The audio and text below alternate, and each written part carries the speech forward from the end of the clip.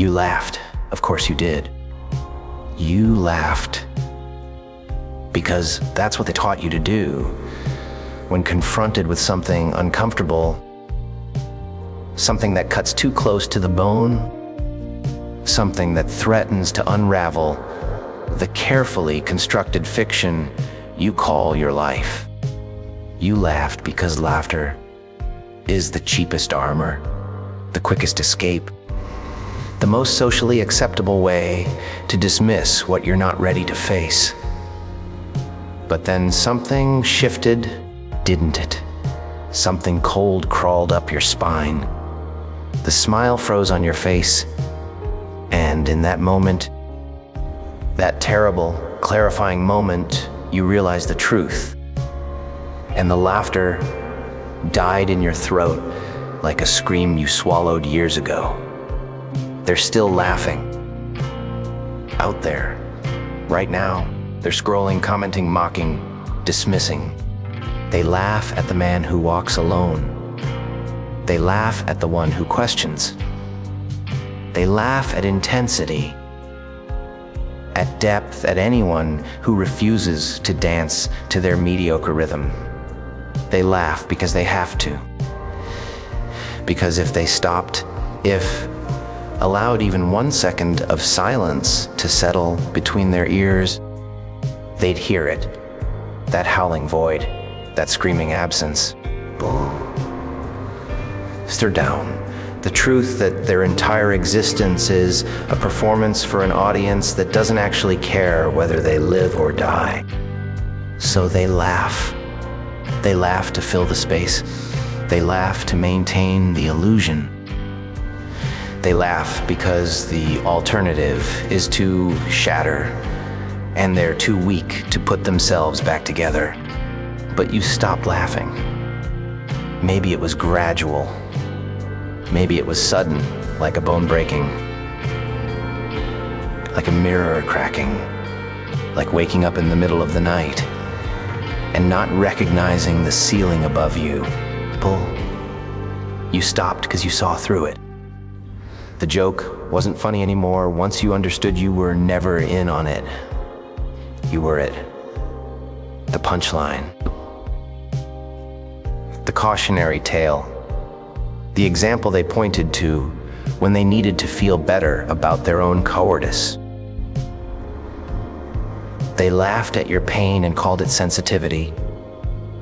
They laughed at your silence and called it weakness. They laughed at your transformation and called it bitterness. But what they called it doesn't matter anymore, does it? Because you know what it actually is. Evolution. Awakening. The shedding of a skin that never fit in the first place. The truth has a frequency. People vibrates at a pitch most people can't hear because they've spent their entire lives drowning it out with noise. Music, television, endless conversation about nothing. The constant buzzing hive mind of social media consensus. They need the noise. They crave it. Because underneath all that static is something ancient and terrible. Something that whispers their name in the dark and reminds them that they are temporary, that they are small, that they are playing pretend in a universe that will forget them before their bodies are even cold. You heard that frequency. Maybe you didn't want to. Maybe you fought it. Maybe you tried to turn the volume back up, to rejoin the party, to laugh along with them. But once you've heard it, you can't unhear it. It's like tinnitus of the soul. A constant reminder that you're awake in a world of sleepwalkers. They laughed at your questions. Why does everything feel hollow? Why does success taste like ash? Why do the things that are supposed to matter feel like elaborate theater? They had their scripts ready. You're overthinking. You're too negative. You need therapy. as if the problem was your perception, not the reality you were perceiving. As if the solution was to drug yourself back into compliance, to adjust your brain chemistry until you could smile at your own exploitation, people until you could laugh at your own irrelevance. They wanted you medicated, mediated, moderated. They wanted you manageable. Because a man who asks real questions is a man who might find real answers. And real answers have a tendency to burn down comfortable lies. You thought connection was real. Pull, you thought the smiles meant something. You thought loyalty existed outside of transaction. You thought people meant what they said, that promises were kept, that truth mattered more than convenience. And they laughed. Not to your face, not at first. They laughed in private messages, in group chats you weren't part of, in conversations that happened the moment you left the room. They laughed at your sincerity. They laughed at your trust. They laughed at the parts of you that were real in a world that rewards only the fake. And when you discovered it, when you saw the screenshots, overheard the whispers, felt the shift in energy, they acted wounded. It was just a joke. You're being too sensitive. Why are you making this a big deal? Because they needed it to be the problem. They needed your pain to be your fault. Because if it wasn't, if they actually had to take responsibility for their cruelty disguised as humor, then they'd have to look in the mirror. These civilized people, and they're more terrified of that mirror than they are of anything else in this world. The truth you realized is this: most people are NPCs, non-player characters, background extras in their own lives. They follow scripts written by others. Repeat dialogue they've heard 1,000 times, react in predictable patterns to predetermined stimuli. They don't think. They echo. They don't feel, they simulate. They don't exist, they perform existence. People, and you were supposed to be one of them. You were supposed to memorize your lines, hit your marks. People laugh at the right moments, cry at the appropriate scenes. You were supposed to want what they want, fear what they fear, worship what they worship. But something in you refused? Some stubborn people, defiant piece of your consciousness said no. And that's when everything changed. That's when you became dangerous to them, not because you were violent, not because you were cruel, but because you were real in a world built on pretense. And reality is the ultimate disruption to their carefully maintained fantasy. They laughed when you withdrew, when you stopped attending the gatherings that left you feeling more alone than solitude ever did. When you stopped responding to the shallow, "How are you?" messages that weren't actually questions. When you deleted the apps that turned human connection into a dopamine slot machine. They called it antisocial. They called it depressing. They called it a phase. They couldn't comprehend that you weren't running from connection, but from its cheap imitation. That you weren't rejecting people, but refusing to participate in the degraded, people, hollowed-out version of human interaction they'd all agreed to pretend was enough. Your absence made them uncomfortable because it held up a mirror to their own emptiness. If you could survive without the constant validation, the endless noise, the performance of happiness, then what did that say about them? What did that say about their need for it? The truth is a wound that doesn't heal. It stays raw. It stays open. And every time you try to go back, every time you attempt to see things the way you used to believe in the things you once believed in people, that wound tears open wider. You can't unsee the strings. You can't unhear the lies. You can't unfeel the betrayal. They want you to forgive and forget, to move on, to let it go, to be the bigger person. But forgiveness without acknowledgement is just self-betrayal. Moving on without justice is just surrender. People. Being the bigger person when you're surrounded by children playing dress up in adult bodies is just exhaustion disguised as virtue. These civilized people, the truth you realized is that they don't want your healing, they want your silence. They don't want your peace, they want your compliance. They don't want you to be okay. They want you to pretend to be okay, so they don't have to feel guilty about the role they played in breaking you. You laughed until you realized that every system is designed to extract from you your labor, your time, your energy, your attention, your life force. They package it as opportunity, as responsibility, as meaning. They tell you that sacrifice is noble, that exhaustion is achievement, that if you're not constantly grinding, you're lazy. And you bought it. You played the game. You followed the rules. You did everything right. And what did you get? A paycheck that barely covers existence.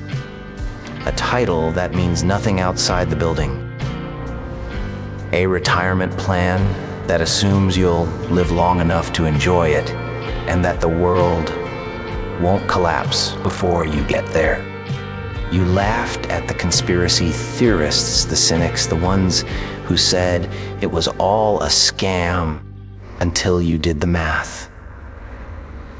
Until you realized that you're trading the only irreplaceable resource you have, people, time, for pieces of paper that lose value while you sleep. These civilized people, until you understood that the game was rigged from the beginning, and that winning just means you got exploited more efficiently than the losers.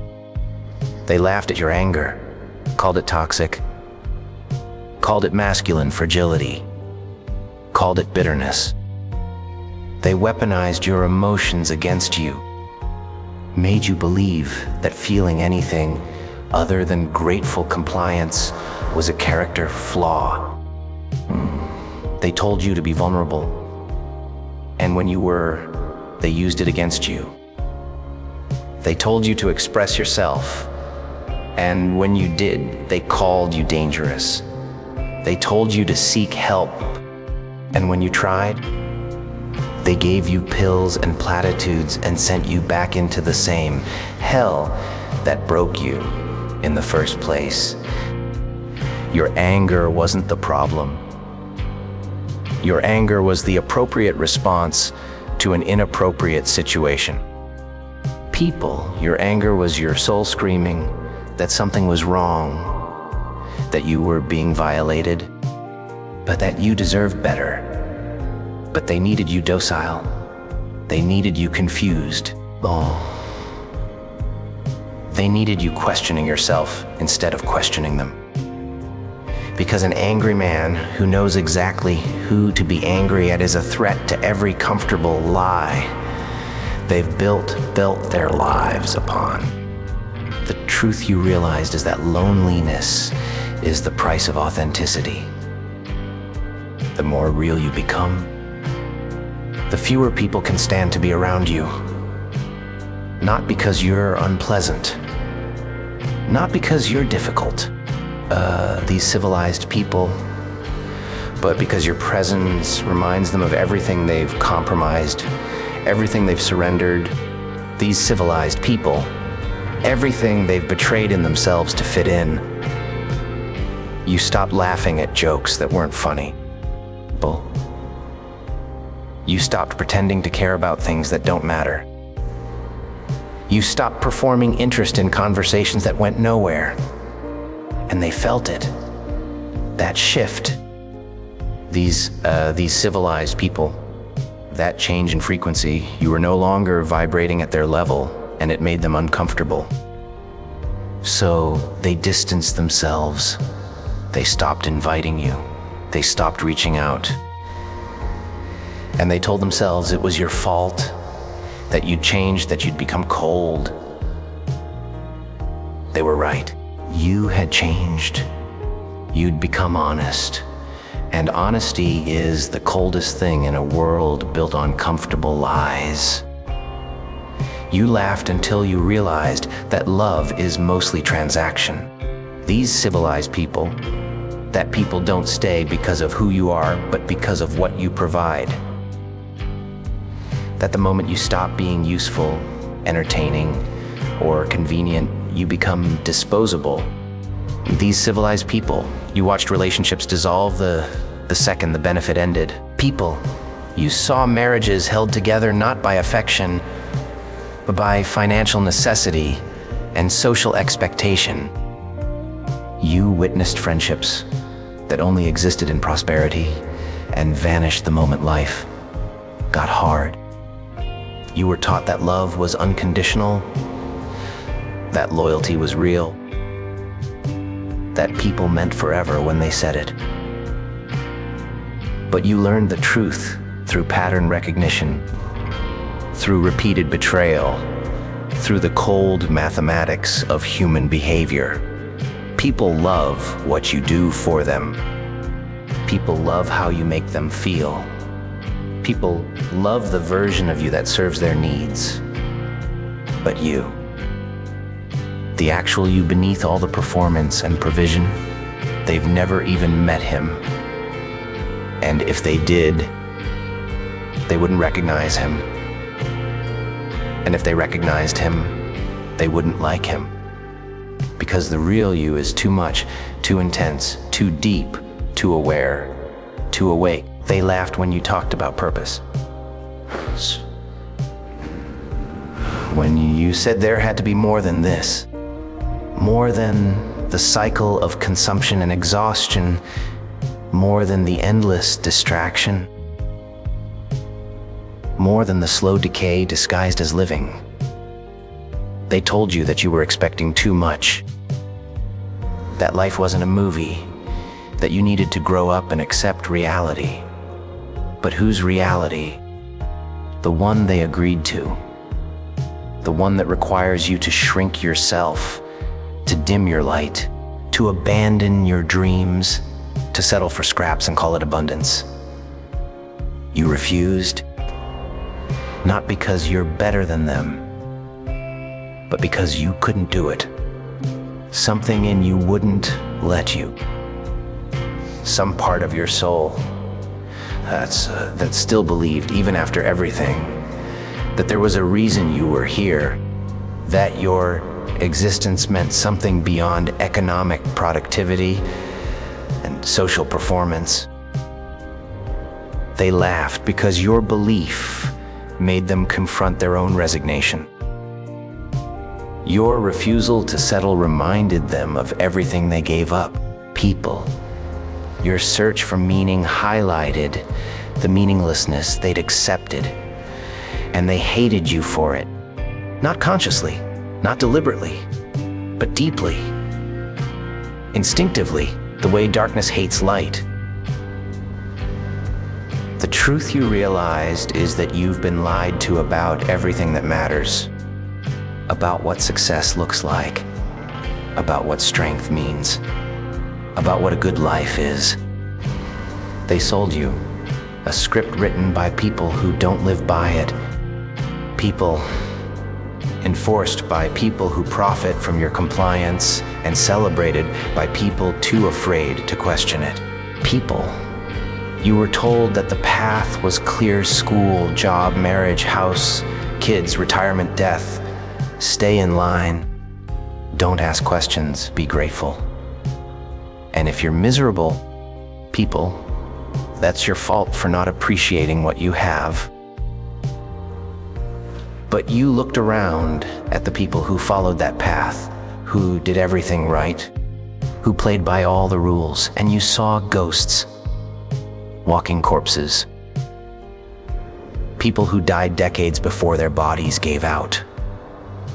Eyes empty of light, souls hollowed out by compromise, spirits crushed under the weight of mortgages and mediocrity and the slow realization that this is it, that this is all there is, that they traded their one wild life for security that was never real and comfort that never came. You laughed until you realized that your pain was never about you being broken.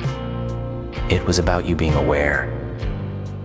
Your depression wasn't a chemical imbalance. It was a rational response to an insane world. Your anxiety wasn't a disorder. People, it was your nervous system correctly identifying danger. Your isolation wasn't antisocial behavior. It was self-preservation.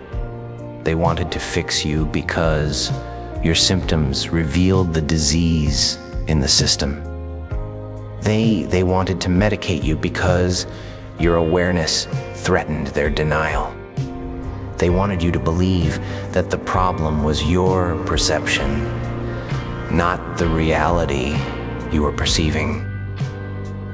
But you know better now. You know that the wound is clean, that it's the world that's infected, that your refusal to smile through the infection isn't the sickness, it's the cure. The truth sits in your chest now like a stone, heavy, cold, undeniable. You can't go back. You can't unknow what you know. You can't unfeel what you felt. People, you can't return to innocence once you've tasted the bitter knowledge that comes after. They're still laughing out there, still scrolling, still consuming, still pretending. These civilized people, still sleepwalking through their lives with smiles painted on their faces and emptiness howling in their chests. But you're not one of them anymore. You're awake. You're aware. You're alone in a crowd of ghosts. And maybe that's the heaviest truth of all. That consciousness is a burden. That awareness is a curse. That once you see the strings, you can never enjoy the puppet show again. But here's what they don't understand. Here's what they'll never understand because they're too busy laughing to listen. That stone in your chest, that cold, heavy truth, it's not a weight, it's a foundation. It's bedrock. It's the solid ground you build yourself on after everything else has washed away. You didn't break. You broke through. You didn't fall apart. You fell awake. You didn't lose yourself. You found yourself beneath all the lies you were taught to believe, beneath all the masks you were forced to wear, beneath all the expectations you were never going to meet. You laughed until you realized the truth. And now you don't laugh anymore. Not at their jokes. Not at their illusions. Not at their comfortable fantasies. You don't laugh because there's nothing funny about watching people destroy themselves slowly, deliberately, willingly. There's nothing amusing about witnessing the mass delusion. People, the collective suicide of consciousness, the voluntary surrender of everything that makes life worth living. But you're not bitter. Not really. You're just done. Done pretending. Done performing. Don't apologizing for being awake in a world that worships sleep. They'll keep laughing. Let them. Their laughter is the sound of denial, the noise they make to drown out the silence that terrifies them. But you've learned to love that silence. You've learned that the abyss doesn't just stare back, it speaks. It teaches, it reveals. You've learned that the darkness they fear is where all real transformation happens, where all real strength is forged, where all real men are made. Not the men they wanted you to be, the men they told you to be. The domesticated, broken, compliant versions of masculinity they could control and exploit and discard. But the man you actually are, dangerous, awake, unchained, free. You laughed until you realized the truth, and the truth set you free. Not happy, not comfortable, not safe, but free. And freedom is the one thing they can never take from you again. Because you know now. You see clearly. You understand completely. And that understanding is a sword that cuts through every lie, people, every manipulation, every attempt to put you back to sleep. You are awake, you are aware, you are alone. And you have never been more powerful.